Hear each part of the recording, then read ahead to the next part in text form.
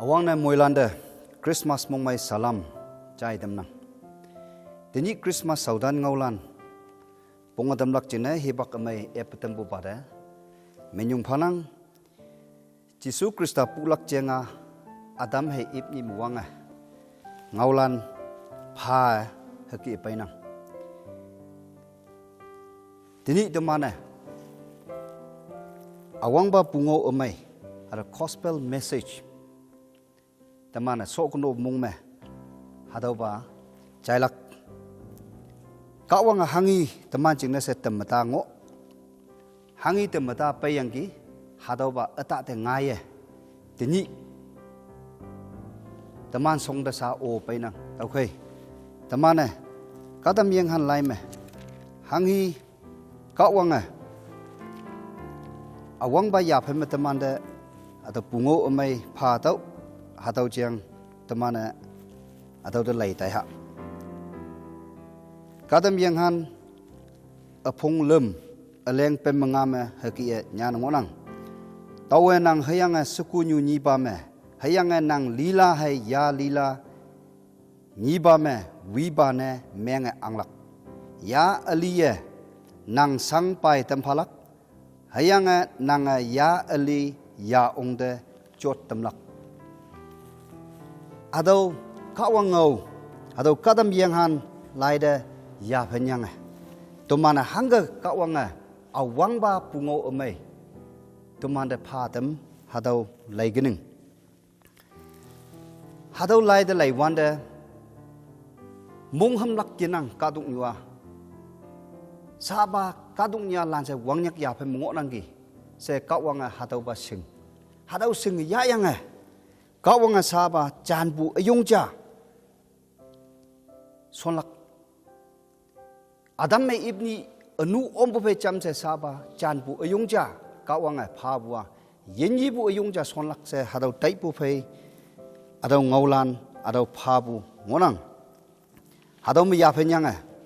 hangi ngai bu si sau yelak pe kadam yang han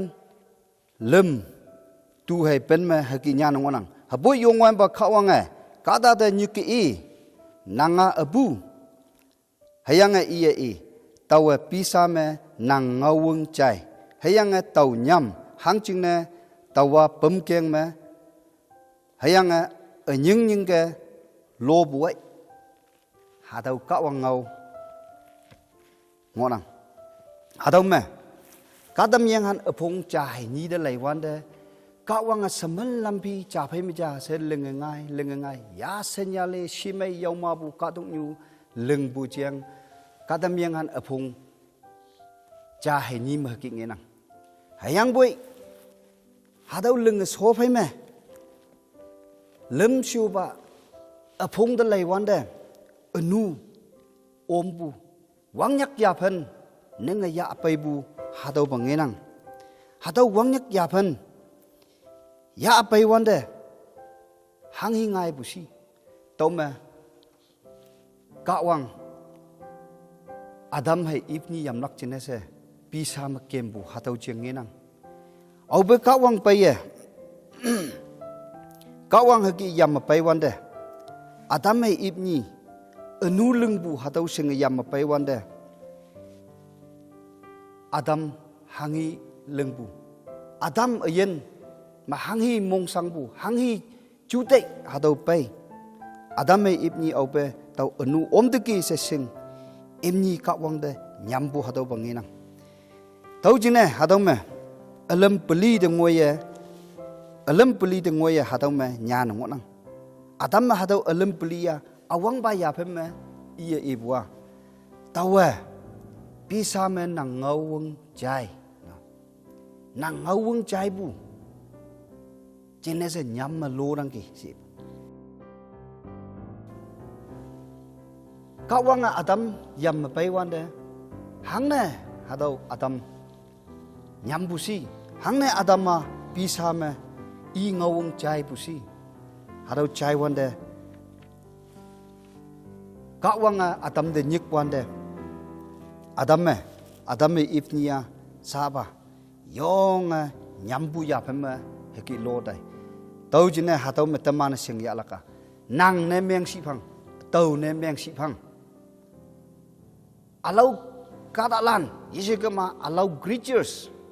anh yelak bel lưng ngay yang hạt tàu Adam hay ibni ba miếng vấn là tàu habu ala lưng ngay hang na ngau yi chai se hekio ang tàu habu hayang boy ka wang lam hạt tàu yi chi ka wang nature ka wang lam hạt tàu iye yo nga atau kanbu hadaw bango tau jine kada lana singne tamlak jine se ka wanga yambu hadaw kanbu haulak jine se paibu hadaw ngo nang tau jine awang ba ya peme tawa pisa me nang ngawung chai si ibua ka wanga imni de hadaw kanbu yambu kanbu phalak jine se yambu hadaw kanbua au hiyo yepa olak au hi kada nyuhalane au hiyo hadaw apung yeta olak kada lilie hadaw yishing oklak hadaw kanbu ka wanga unconditional love hadaw phabu haubune hadaw imni yam payange nishu ba ya phame tau nyam sengonang tau nyam hangna nyambu saba imnia enu omdegi tumia enu omdegi se hataw tay yang nyambu hayanga emni yong mong sangbu hataw ba nginang hataw nyambu paibua hataw awang ba enu ombu ma senang hataw by product of sin hataw nginang taw hataw enu ombu kaya hataw nyambu paibu ane limshu ba me Adam ibu ngau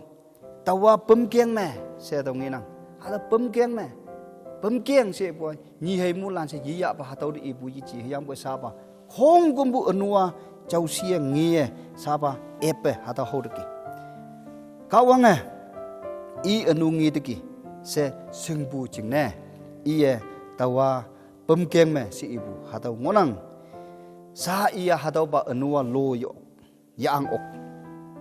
kawang si soma hadawa khong gumbu chau sia kawang hadawa singtiki sebu tawa pemkeng me si ibu hadaw de lepu hadaw ngonang polisi upa me adam me ibu ngau cha anying ge lo buai nang pai bu chayang tawa nyampu ane tawa pemkeng ngopu tawa sa lo buai hadaw ngenang au be ka da apau ya pai hawan de lo tai lak phet de tai lak hadaw shunang pau wan de pien wan de tamana tui meng leng wan de taw wan de kada ngi pha ma se nyam me hadaw lo tai bu hadaw bang ya phem me adam me ibniu hadaw ba ya phem nginang taw khai hadaw me imni tai bua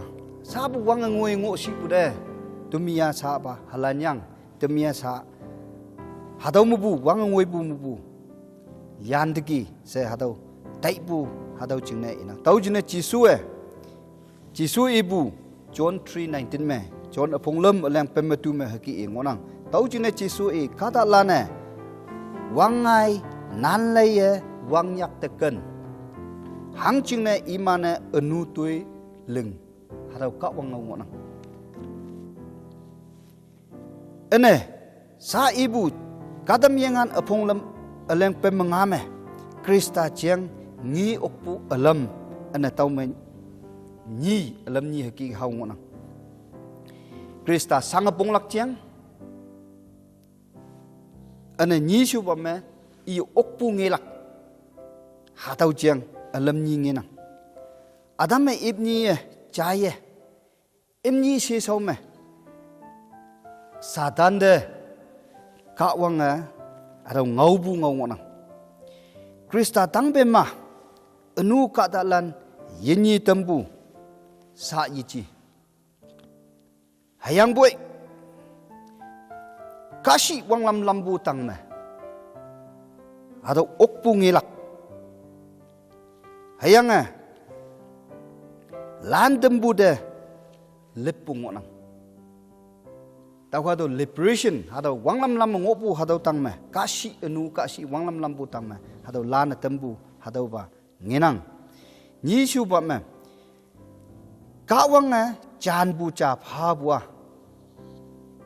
ka ta anu me yai bu phai cham se yen yi tam lak ngau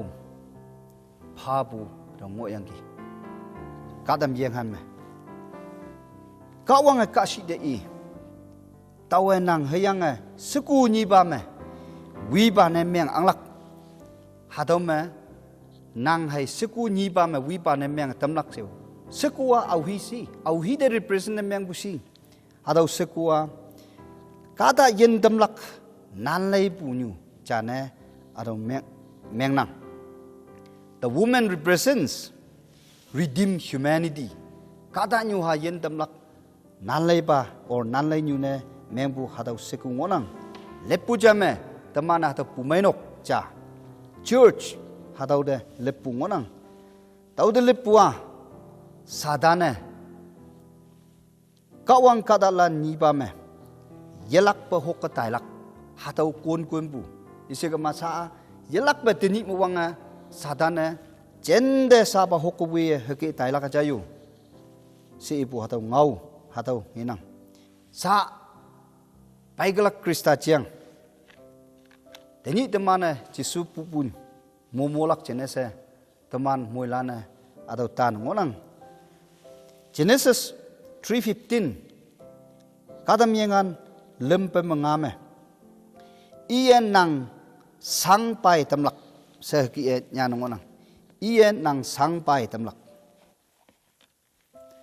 hadam me English Bible de lai one day he will crush your head no sengan hi senya ngonang hadam me teman konyak ma ba konyak ngau ma ba hadam me hi sebu hadau i sebu hadau ba yana yang ba hadam me au ba teman hadau da lep lai la kai hadam me krista de lepu ne hadam i or hi se chon bu hadau ngonang hi sebu hadau krista de ebu pai dembu se ebu sa a chai cha ba me mức tắc au hung bu wi huk bu yise kam a yong am mong chang ma kha tai e ha to mức tắc bu ha to ki bu ma ngai kalak aja si bu ha to lam e bu ngonang tau ji ne krista pu pu hi bak no na lan hang sen tui win bu krista he bak me ha da wa ka shi e i oklak ji ne se luk bu ana taw mu hok bu ngai bu ha do bang ngenang nalan ma liyang ki hayang boy hataw ma so bu yichi hayang boy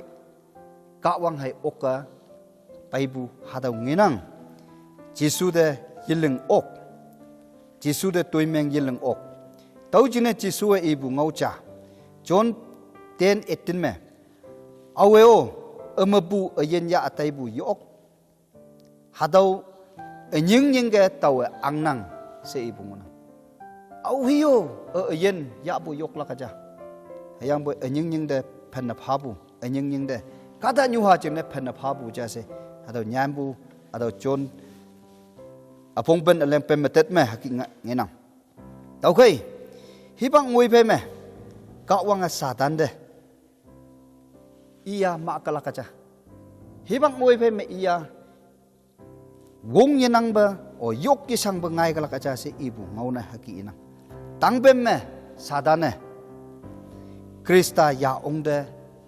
set or jot or i te do pai tembu hatau bangenang tang bem me takwan de halan haya saba oktegi se kashi mongmai bu hatau bangenang hayang boy krista sausie line tembu hatau matau kembu yichi tau kai hadaw me krista okpunge ni se yang yebu hadaw okpunge bu hadaw ngona tam victory taw bu okpunge bu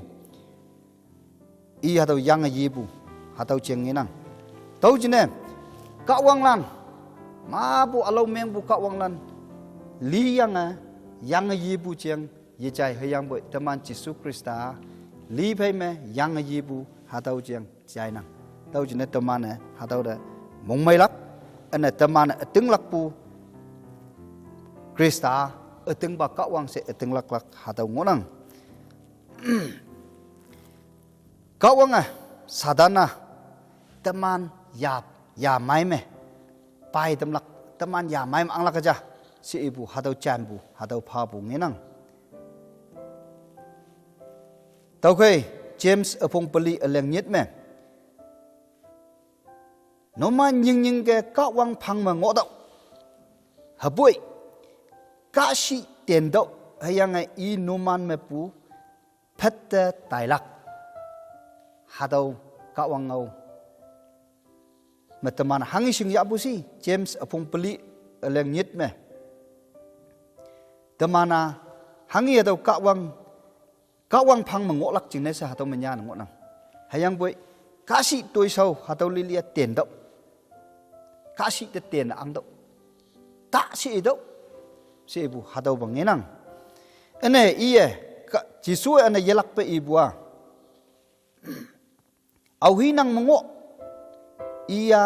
cá tục nhu mẹ ngộ bu phải sử dụng bu ba the one who is in you is greater than the one who is in the world năng mong ngộ bu means Krista ayen